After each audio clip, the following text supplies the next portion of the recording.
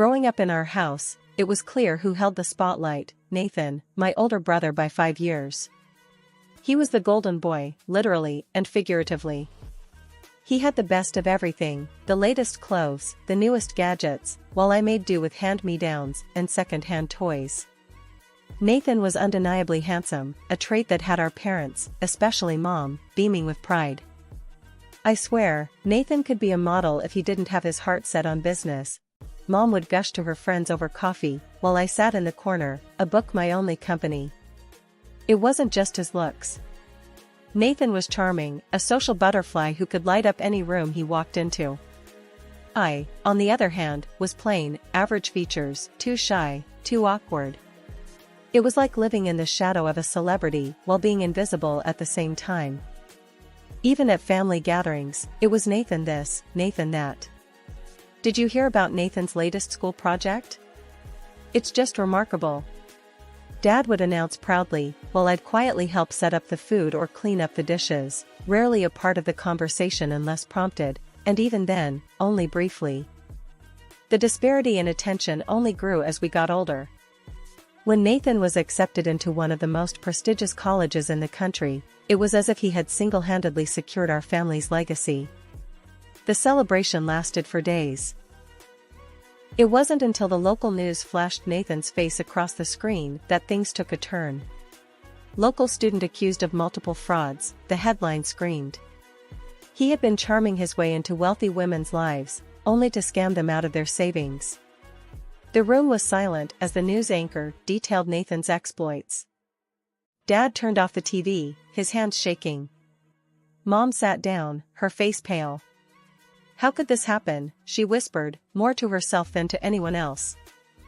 I don't understand," Dad muttered. "We gave him everything."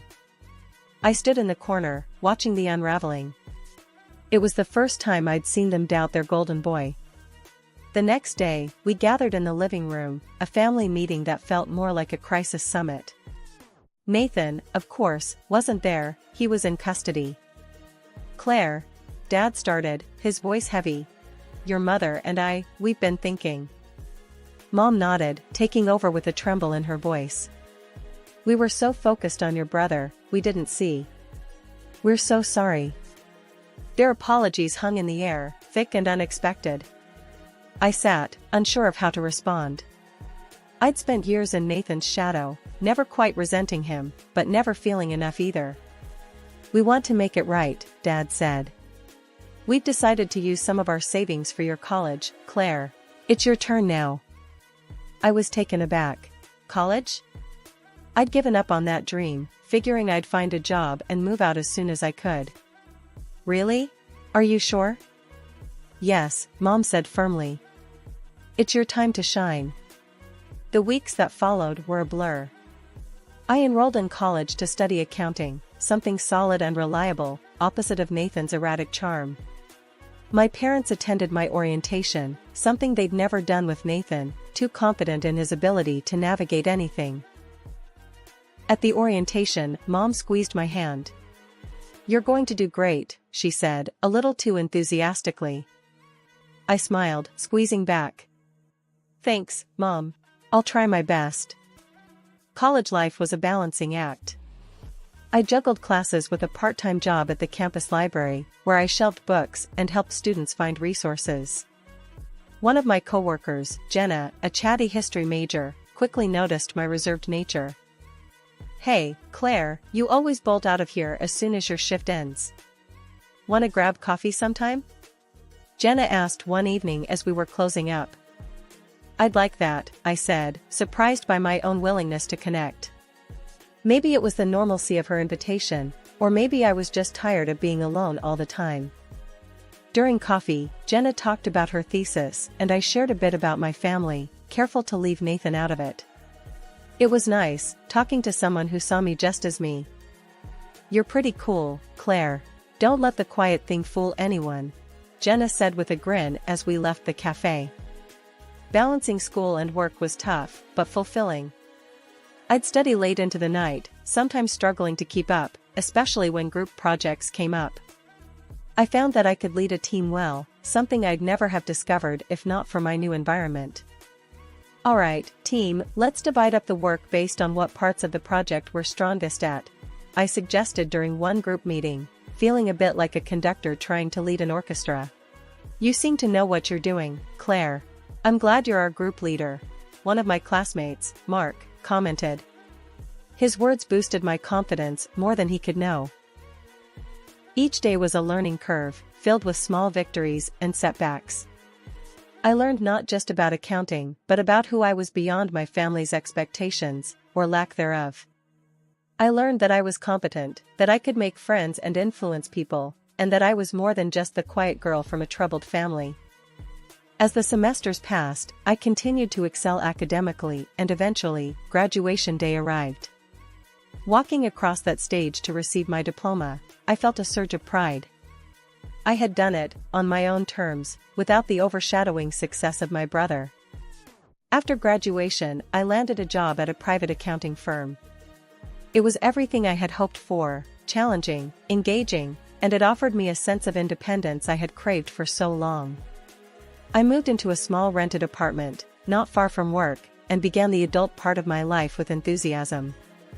Every paycheck was a step toward my goal, saving enough for a down payment on my own place. The evening had settled into a quiet routine when my phone rang, slicing through the silence of my small apartment. I glanced at the screen, Mom's name lit up. My heart sank a little, calls this late were unusual. Mom? What's up? It's late, I said, trying to keep my voice light, but the tremor in hers cut straight through me. Claire, it's your dad, he had a heart attack. He's gone, Claire. He's gone. She stuttered out between sobs, each word heavy and suffocating. I felt the phone slip slightly as my grip loosened in shock. What? How, Mom, are you okay? Where are you? My questions tumbled out, frantic and overlapping. I'm at home. The paramedics, they just left. They couldn't do anything, she cried. I could hear the shattering pain in her voice, the kind that echoes and reverberates through your own soul. When I arrived, the house was eerily silent, the kind of silence that screams in your ears. Mom was sitting in the living room, a crumpled tissue in hand, her eyes lost and red. I rushed to her, kneeling in front of her, taking her hands in mine. Mom, I'm so sorry, I whispered, my own voice breaking as the reality set in. She just nodded, pulling me into a tight hug. He was fine this morning, Claire. We were planning to visit the market this weekend, she murmured into my shoulder, her voice muffled by grief. The days that followed were a whirlwind of funeral arrangements and relatives pouring in to offer their condolences. Did you get a hold of Nathan? I asked one afternoon as we sifted through old photographs of Dad to display at the service. Yes, I did, Mom replied, her voice flat, her hands pausing over a picture of Dad holding a much younger Nathan on his shoulders. He said he was too busy to deal with nonsense. He asked about the inheritance first thing. When I told him everything was in my name, he just hung up. The funeral was a quiet affair. Dad's old friends, our extended family, and neighbors came to pay their respects. The absence of my brother was noted, his empty chair a stark reminder of his chosen detachment. After everyone had left and we were alone again, Mom took to sitting by the window, staring out with a vacant gaze. I tried to engage her, to bring her back from the edge of her grief, but the light in her had dimmed. Mom, you're not alone. I'm here, I reassured her one evening, my hand squeezing hers.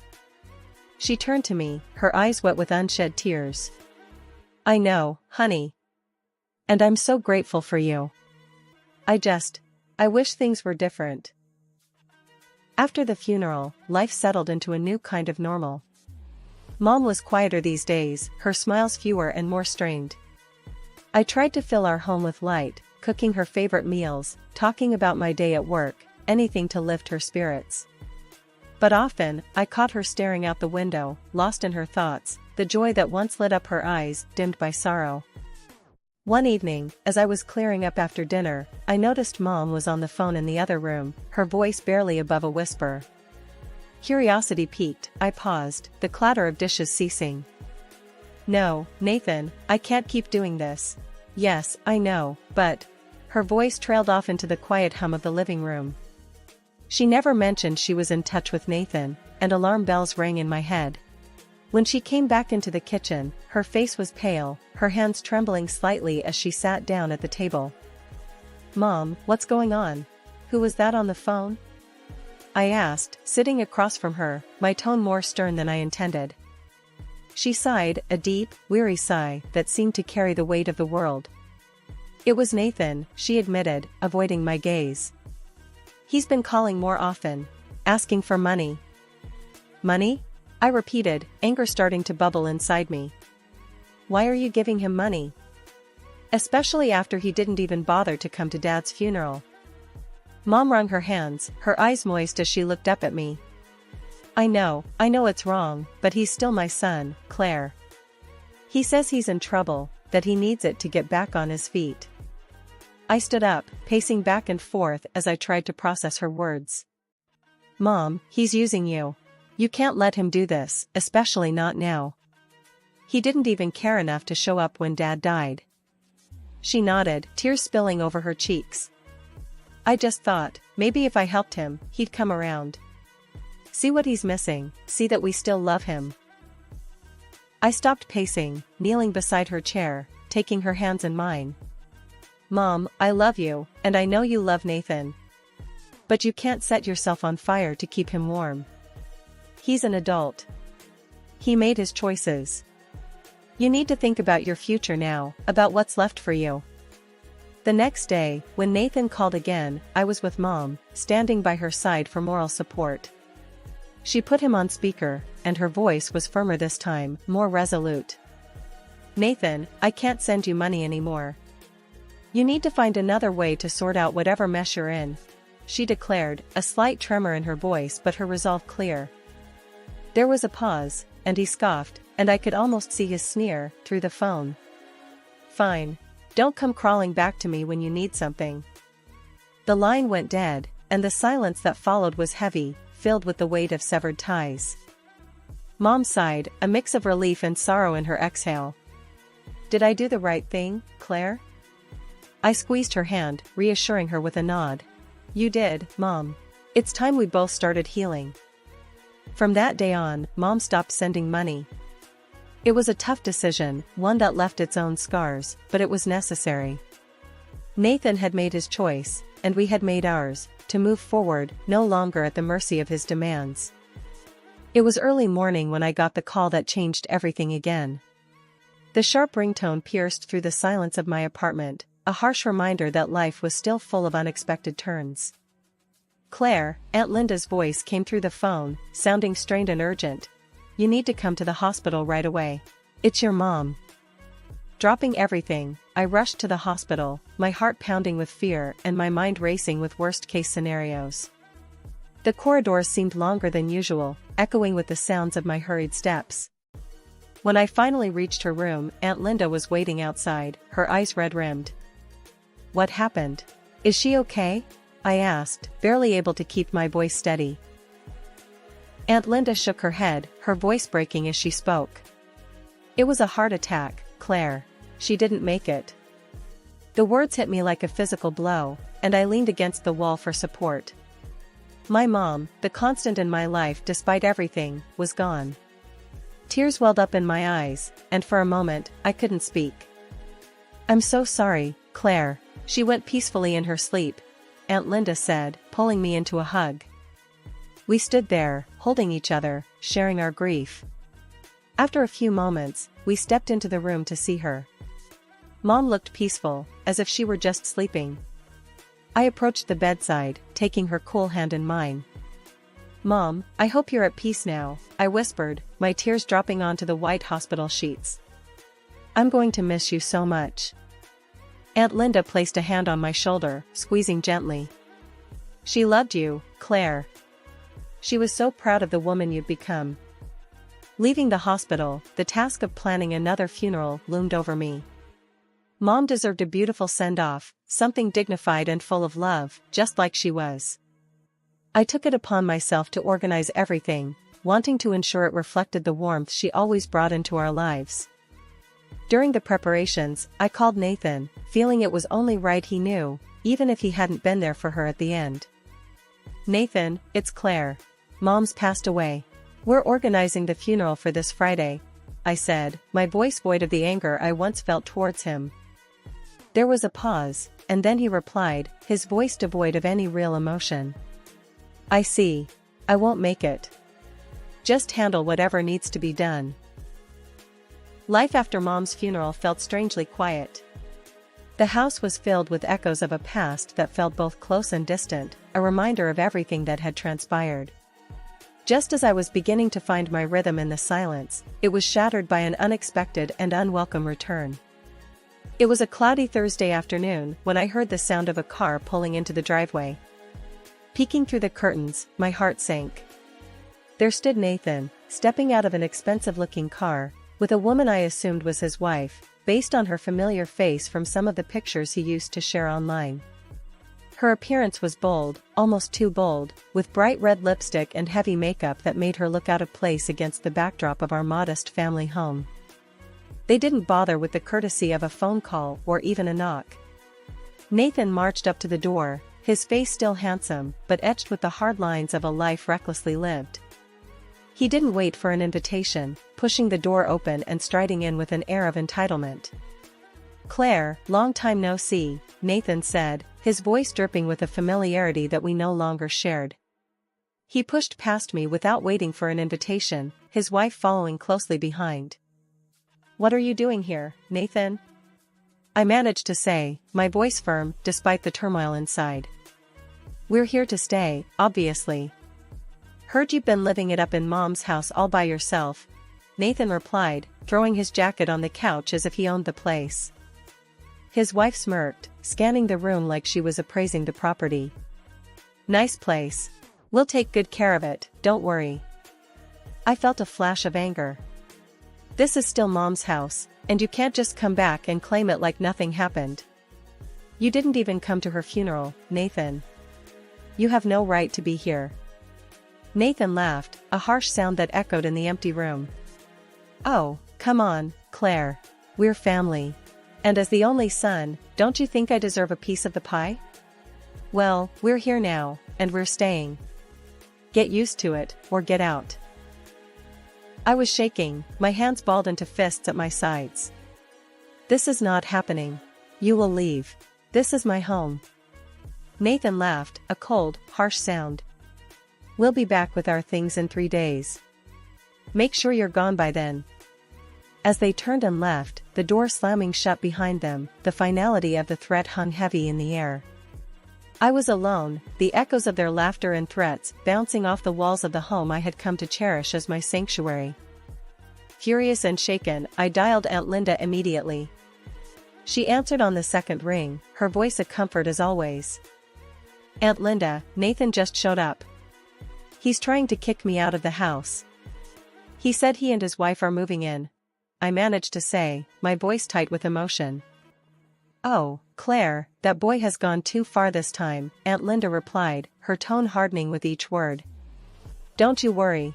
I'm going to come over. We'll sort this out together.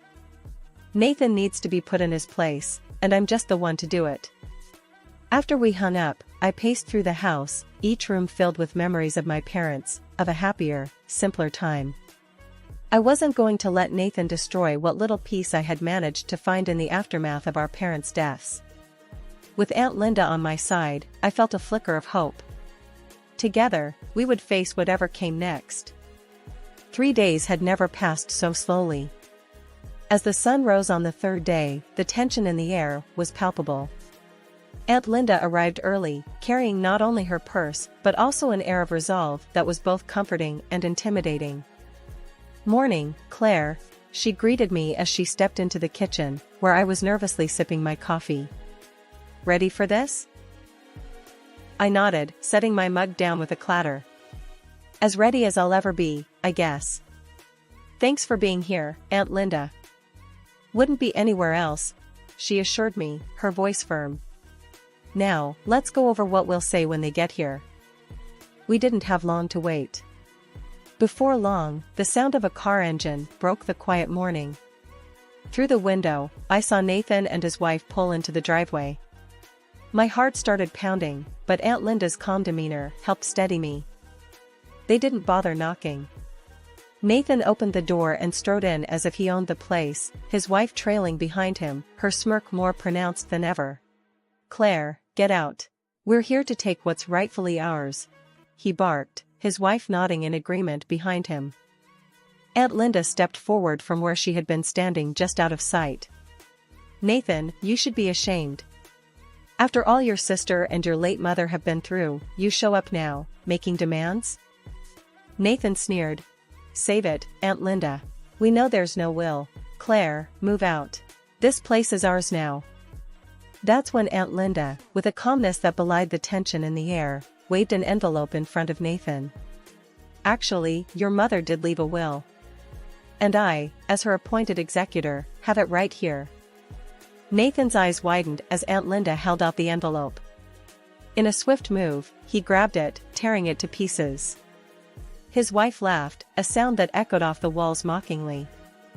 "There, no will, no proof. This house is ours now," Nathan declared triumphantly. Aunt Linda just chuckled, the sound making Nathan's smile falter. "You think that was the original?" "Oh, Nathan, that was just a copy. The real will is safe with the notary." She reached into her bag and pulled out another document, unfolding it with deliberate slowness. "Here's what your mother really wanted," Aunt Linda said, her voice steady and clear. She began to read aloud.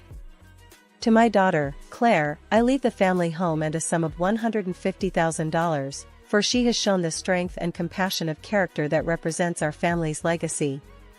To my son, Nathan, I leave our family Bible, in the hopes that he will find guidance to overcome his vices and find a path to redemption." The words hung heavy in the air. Nathan's face went from red to pale, his earlier confidence deflating like a punctured balloon. "This isn't fair. You can't do this to me. I deserve half of that money, Claire," Nathan shouted, his voice echoing with desperation. "You deserve what Mom decided to give you," I replied, my voice firm despite the shaking of my hands. "And if you don't leave now, I will call the police." Nathan looked at his wife, then back at Aunt Linda and me.